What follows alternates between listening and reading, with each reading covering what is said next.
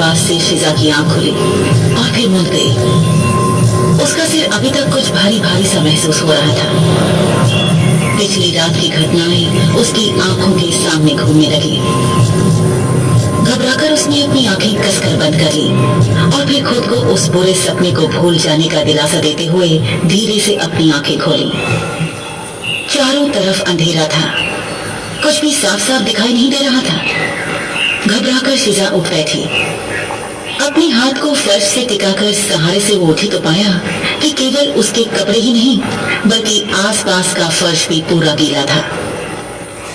अंदाज से टटोलती हुई वो अपने घर के दरवाजे की तरफ बढ़ी, मगर ये क्या, उसके ठीक सामने की दीवार पर बड़ा सा लोहे का सलाखों वाला दरवाजा था, बिल्कुल किसी जेल जैसा। शिजा को समझ नहीं आया कि वो आखिर कहाँ है। ये उसका घर तो यकीनन नहीं था। कुछ देर में उसकी आंखें उस अंधेरे की थोड़ी आदी हो गईं, तो उसने चारों तरफ नजर घुमाई। ये एक छोटी सी जेलनुमा कोठरी थी जिसमें काफी अंधेरा था। वो जिस कोठरी में थी वहाँ अंधेरा था, लेकिन उसके आगे किसी लालटेन की हल्की सी रोशनी नजर आ रही थी। शिजा ने बाहर निकलने के लिए उस जेलनुमा दरवाजे को टटोला। ये सलाखों से बना दरवाजा बाहर से बंद था और इस पर ताला भी लगा हुआ था। शिजा को याद आया कि वो पिछली रात अपने घर के लगभग पास पहुंच गई थी जब उसे रत्तू लाल मिल गया था। इन सलाखों के पास हल्की रोशनी जरूर थी, मगर कोई नजर नहीं आ रहा था। शिजा ने कोई आहट न पाकर जोर से आवाज लगाई, कोई है? सुनिए, मैं कहाँ हूँ? कोई है यहाँ? जवाब में शिजा को एक लड़की की आवाज सुनाई दी। चिल्लाना बंद करो लड़की, तुम अपने साथ साथ मुझे भी मुसीबत में डाल दोगी। शिजा ने चौंक कर पीछे देखा। उसे अपनी कोठरी में एक धुंधली सी आकृति दिखाई दी। वो आकृति चलकर शिजा की ओर आई और सलाखों से सटकर खड़ी हो गई। शिजा ने देखा कि ये उम्र में शिजा से कुछ साल बड़ी दिखने वाली एक लड़की थी। उसके घने लंबे बाल एक कंधे पर फैले हुए थे, जिन्हें वो अपने दोनों हाथों की उंगलियों से सुलझा रही थी। उसका चेहरा मोड़ा सामान्य सा था, पर कपड़ों से वो किसी ऊंचे घराने की मालूम होती थी। शिजा ने फौरन उस लड़की से जानना चाहा उस जगह के बारे में। क्या आप बता सकती हैं कि मैं कहाँ हूँ? आपकी बड़ी मेहरबानी होगी बीबी जी। शिजा की बात सुनकर वो लड़की ठहाका लगाकर हंस पड़ी और बोली, बीबी जी माफ करना, बड़े अरसे बाद किसी ने मुझे इतनी इज्जत देकर बात की है, इसलिए भरोसा ही नहीं हुआ। क्या नाम है तुम्हारा? जी शिजा, लालपुर के पास पिंड है मेरा। लड़की ने शिजा की बात काटते हुए तुरंत कहा, तुम कहाँ से हो, कौन हो, इन बातों में मेरी कोई दिलचस्पी नहीं है। वैसे क्या पूछ रही थी तुम? शिजा ने अपना सवाल दोहराया। दीदी जी, मैं जानना चाहती हूँ कि मैं कहाँ हूँ। उस लड़की ने जवाब में जो कहा वो सुनकर शिजा चौंक गई। उस लड़की ने कहा, मेरा नाम नुसरत है, तुम मुझे मेरे नाम से बुला सकती हो। बीबी जी सुनने के दिन चले गए अब। खैर, तुम्हें जानना है ना कि तुम कहाँ हो, तो सुनो।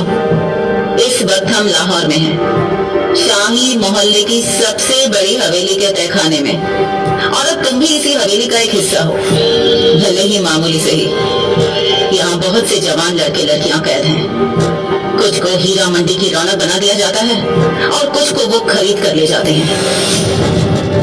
शिजा केवल 17 साल की थी। उसे कुछ समझ नहीं आया तो उसने पूछ लिया, वो लोग कौन? खरीद कर कहाँ ले जाते हैं? और ये हीरों की मंडी से हम जैसे गरीब लोगों का क्या काम? शिजा की मासूमियत पर नुसरत को हंसी भी आई और तरस भी। उसे लगा कि इस बेचारी लड़की को सब कुछ समझाना ही सही होगा, तो उसने खुलासा करते हुए बताया, सुनो शिजा, लाहौर की हीरा मंडी यानी जिस्मों का बाजार, चुन चुनकर सुंदर लड़कियां और औरतें अगवा की जाती हैं और यहाँ की हवेलियों की ऊंची दीवारों के बीच कैद कर दी जाती हैं। पहले वो लोग आते हैं और नीलामी में से अपनी पसंद की लड़कियां, औरतें और गुलाम खरीद कर ले जाते हैं। वो घर और खेतों के कामों के अलावा भी जैसा चाहे वैसा सलूक इन लड़कियों के साथ करते हैं। बाकी बची लड़कियां और औरतें यहाँ के कोठों में बेच दी जाती हैं। शिजा को अपने कानों पर यकीन नहीं हुआ। किसी तरह हिम्मत बटोर कर उसने पूछा, ये क्या कह रही हो तुम नुसरत? पर ये तो बताओ कि वो लोग कौन है जो इस तरह इंसानों की खरीद फरोख्त करते हैं? वही जो इंसान नहीं है। शिजा ने फिर पूछा, क्या मतलब? क्या उम्र है तुम्हारी? बच्ची तो नहीं लगती। क्या तुमने पहाड़ों में रहने वाले पिशाचों के बारे में नहीं सुना? वही है जो इंसानों से नफरत भी करते हैं, लेकिन अपने इलाकों में काम करवाने के लिए गुलामों की तरह इंसानों का इस्तेमाल करते हैं। उन दिनों पिशाचों का आतंक बहुत था। इंसान अकेले वीरान इलाकों में जाने से डरा करते थे। शिजा को याद आया कि उसके पिता के गायब होने के बाद से उसके गांव और आसपास के कई गांवों से और लोग भी लापता हुए और पिशाचों का जिक्र भी हुआ था। शिजा सहम गई और बोली, हाय मेरे रब्बा, मुझे यहाँ नहीं होना चाहिए। नुसरत ने कड़वाहट के साथ जवाब दिया, यहाँ ऐसी जगह पर होना तो हम में से किसी को भी नहीं चाहिए, पर ज्यादातर लोग धोखे का शिकार होकर यहाँ पहुँच जाते हैं। वैसे तुम्हें देखकर लगता है कि तुम्हें शायद नहीं पता कि तुम्हें किसने यहाँ पहुँचाया। शिजा ने तपाक से जवाब दिया, ऐसे कैसे नहीं पता? ये उसी रत्तू लाल का काम है जो हमारी दुकान से सब्जियां लेने आया था। भारी बारिश के कारण बाजार बंद था और उसे आने में बहुत देर लग रही थी, तो मेरे बूढ़ी चाचा चाची उसे खोजने चले गए। नुसरत गौर से शिजा को देखने लगी। यकीनन ये लड़की निहायत ही मासूम और दुनिया से अनजान थी। नुसरत ने बिना देर लगाए शिजा के सामने पहला राज खोला। इसके आगे मैं बताती हूँ। तुम्हारा ये चाचा और चाची काफी समय बीत जाने के बाद भी वापस नहीं आए, लेकिन वो आदमी आ गया। उस आदमी का काम कीमत देकर तुम्हें यहाँ तक लाना था, लेकिन तुम्हारी कीमत लेकर बेचा तुम्हें तुम्हारे किसी अपने ने है। बधाई हो, तुम्हें तुम्हारे रिश्तेदारों ने बेच दिया। शिजा गुस्से में चिल्ला उठी, मेरे चाचा चाची कभी ऐसा नहीं कर सकते, वो बेचारे तो कितने भले लोग हैं। नुसरत अनुभवी थी। उसने इसी कोठरी में इस जगह से निकलने की चाहत में रोते बिलखते कई लड़के लड़कियों को आते जाते, बिकते, कत्ल होते तक देखा था। इन रोने वालों में ज्यादातर युवा लोग हुआ करते थे, जो अपने परिवार या रिश्तेदारों के धोखों पर आसानी से यकीन नहीं कर पाते थे, और उन्हीं लोगों के लिए रोते रहते थे जिन्होंने कुछ पैसों के लिए उन्हें बेच दिया था। नुसरत इन सब से उकता चुकी थी, इसलिए उसने शिजा को समझाने की कोशिश नहीं की। उसने तय किया कि बेहतर होगा कि शिजा असलियत से खुद रूबरू हो। उधर अपनी ही उधेड़-बुन में मगन शिजा ने यकायक नुसरत पर एक और सवाल दाग दिया। नुसरत, एक बात बताइए, क्या इस जगह से निकलने का कोई रास्ता है? शिजा का सवाल सुनकर नुसरत अपनी हंसी रोक नहीं सकी। कुछ पलों तक जोर जोर से हंसने के बाद वो शिजा का अवाक चेहरा देखकर रुकी और तंजिया लहजे में बोली, तुम्हें क्या लगता है कि अगर कोई रास्ता होता तो मैं अभी तक यहाँ इस अंधेरी बदबू भरी कोठरी में ही होती, यहाँ से भाग न गई होती? पगली लड़की, यहाँ तक आने या बाहर जाने का एक ही रास्ता है। उस रास्ते पर बहुत से पहरेदार हर वक्त होते हैं और बिना उनकी नजरों में आए बाहर निकल पाना नामुमकिन है।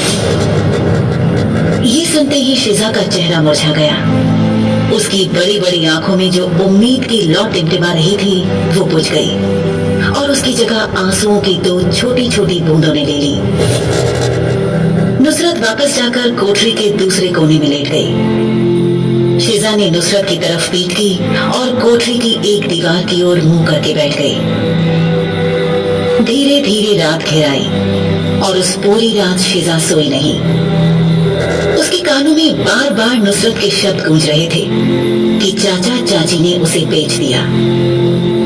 शिजा का दिल ये मानने को तैयार ही नहीं था। चाचा चाची तो उसे अपनी जान से भी ज्यादा प्यार करते थे। वो बूढ़े लोग भला ऐसा पाप क्यों करने लगे? ये बात तो सोचकर ही घिन आ रही थी, तो वो भला ऐसा क्यों करने लगे? लेकिन जैसे जैसे वक्त बीतता गया, शिजा के दिल से उम्मीद खत्म होती गई और खुद को बेच दिए जाने वाली बात पर उसका यकीन पुख्ता होता चला गया। शिजा भोली जरूर थी, मगर बेवकूफ नहीं थी। वो रेहड़ी वालों के साथ सौदेबाजी करने की हिम्मत रखती थी और जरूरत पड़ने पर बिना किसी को पता लगे छोटे मोटे फल, मिठाई चुराने का हौसला भी रखती थी। बचपन से ही वो लोगों को पढ़ती थी।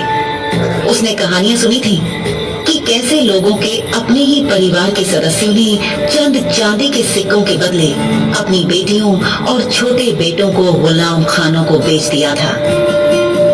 शिजा सोचती रही, पर वो ये नहीं समझ पा रही थी कि उसके चाचा चाची ने आखिर ये साजिश रची कब।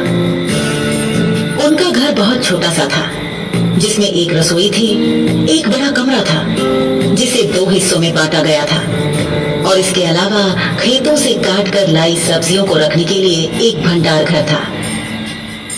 रसोई में चाची के साथ पूरे वक्त शिजा होती थी। कमरे के अंदरूनी हिस्से में चाची और शिजा सोया करते थे और चाचा बाहर वाले हिस्से में। शिजा हर वक्त चाचा चाची में से एक के साथ होती ही थी। तो फिर ये कैसे हो गया कि वो उनकी साजिश नहीं सुन पाई? क्या उसकी आजादी पैसों से कम जरूरी थी? जैसे जैसे उदासी छाने लगी थी, उसका गुस्सा उतरना शुरू हो गया था। अपने घुटनों को मोड़कर अपने सीने के पास लाते हुए उसने दीवारों पर नजर दौड़ाई, मगर कुछ नजर नहीं आया। एक दीवार पर कोठरी की छत के पास एक छोटा सा रोशनदान था, पर वो भी आसमान की हल्की सी झलक तक नहीं दिखा रहा था। कोठरी के बाहर क्या है, इसका पता लगाना नामुमकिन था।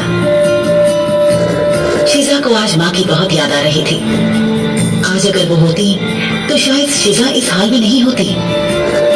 अपने हालात को देखकर शिजा को रोना आ गया और वो सीने पर सिमटे घुटनों में मुंह छुपाकर रोने लगी। अभी कुछ ही पल बीते होंगे कि उसने एक चीख सुनी। शिजा का दिल जोर जोर से धड़कने लगा। किसी तरह हिम्मत जुटाकर वो लोहे की सलाखों वाले दरवाजे तक पहुंची और बिना उंगली छुए सुनने की कोशिश करने लगी। तभी एक और दर्दनाक लंबी चीख सुनाई दी। ये चीख एक तरह से दर्दनाक रोना था, जिसने शिजा को असहज महसूस कराया। ऐसा लग रहा था मानो रोने वाली महिला को यातनाएं दी जा रही हो। शिजा कांप गई। तभी नुसरत की आवाज आई। कोई गुलाम लड़की है? शिजा ने कांपते हुए पूछा। वो उसके साथ ऐसा बर्ताव क्यों कर रही है? नुसरत ने शिजा को जो जवाब दिया उसे सुनकर किसी का भी डरना लाजमी था। नुसरत ने कहा, यहाँ के नियमों को ना मानने वालों पर अत्याचार किए जाते हैं। यहाँ के गुलाम उन जानवरों जैसे ही हैं जिन्हें अच्छे पैसे कमाने के लिए बेचने वाले किसान ने पाला है। यहाँ गुलाम खानों में बहुत से राज दफन हैं। बाहर की दुनिया को नहीं पता कि यहाँ गुलामों पर कितने जुल्म ढाए जाते हैं। हम जैसों को मारना पीटना तो यहाँ पर रोज का किस्सा है।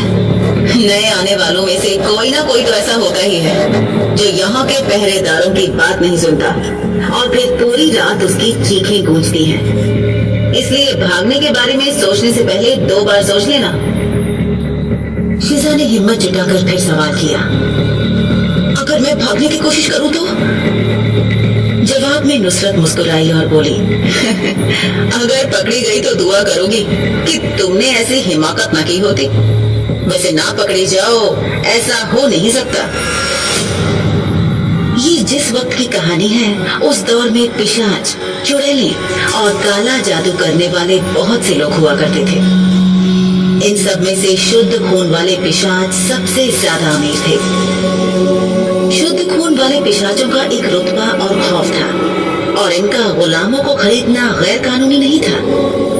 इसके लिए बाकायदा इंसानों और पिशाचों की काउंसिल थी, जिसके बनाए कानूनों के हिसाब से ही ये गुलामों की खरीद फरोख्त होती थी। इसका फायदा यह था कि पिशाच सीधे किसी इंसान पर हमला नहीं करते थे। अमीर इंसान खुद नहीं चाहते थे कि ये सिस्टम हटे, क्योंकि इसकी जद में अक्सर गरीब तबके के लोग ही आते थे और अमीर लोग बच जाते थे। दूसरा फायदा ये भी था कि अमीरों को मुफ्त में गुलाम मिल जाते थे। शिजा ने सोच लिया था कि अगर वो बेची गई है तब भी वो यहाँ नहीं रुकेगी, मौका मिलते ही भाग जाएगी। अचानक से नुसरत अपनी जगह पर खड़ी हो गई और शिजा से बोली, सुनो, कुछ ही देर में घंटी बजेगी, एक पहरेदार आकर दरवाजा खोलेगा। बिना कोई सवाल किए, बिना किसी से नजरें मिलाए चुपचाप कतार में लग जाना, सिर झुकाकर चुपचाप चलना, जो हुक्म मिले करती जाना, और हाँ, रब के वास्ते अपना मुंह बंद रखना। दारोगा साहब की नजर में मत आना, वरना मरने की दुआएं मांगोगी। शीजा कुछ समझ या पूछ पाती उसके पहले ही घंटी बजने की आवाज आई और एक पहरेदार ने आकर दरवाजा खोला। नुसरत भागकर दरवाजे पर अपने दोनों हाथ अपने पेट के पास बांधे सिर झुकाकर खड़ी हो गई। शीजा ने भी ऐसा ही किया। बाहर आकर शीजा ने देखा कि ये एक लंबा गलियारा था जिसके दोनों तरफ कोठरियां बनी हुई थी। इन कोठरियों से गुलाम लड़के लड़कियों को एक तरफ ले जाया जा रहा था। पहरेदार गलियारों के दोनों कोनों पर खड़े थे। शीजा ने चोर नजरों से देखा कि पहरेदारों की आंखों का रंग हल्का लाल था, यानी ये पिशाची थे, लेकिन निचले दर्जे के और कम ताकतवर, पर हर हाल में इंसानों से ज्यादा ताकत रखने वाले। कुछ दूर चलने के बाद रुकने का हुक्म दिया गया। सारे गुलाम रुक गए। एक लंबा सफेद चेहरे और लाल आंखों वाला पिशाच आया और एक तरफ खड़ा हो गया। सभी पहरेदारों ने झुककर उसे सलाम किया। तय था कि यही दरोगा था। दरोगा के आते ही एक पहरेदार चिल्लाया, गुलामों, आज तुम्हारे नहाने का दिन है, अपने कपड़े उतारो। शीजा ने देखा उसके आसपास के गुलाम लड़के लड़कियों ने चुपचाप अपने अपने कपड़े उतारने शुरू कर दिए, पर शीजा ऐसा नहीं कर सकती थी। ये बहुत शर्मनाक था। वो बुत बनी खड़ी रही। नुसरत जो उसके बिल्कुल साथ खड़ी थी, शीजा को देखकर फुसफुसाई, शीजा, मुसीबत नहीं चाहिए तो बात मानो, उतारो कपड़े। शीजा ने जैसे सुना ही नहीं, वो खामोश खड़ी रही। तभी पहरेदार की नजर उस पर पड़ी और वो चिल्लाया, ए नई गुलाम लड़की, तुमने सुना नहीं क्या? अपने कपड़े उतार।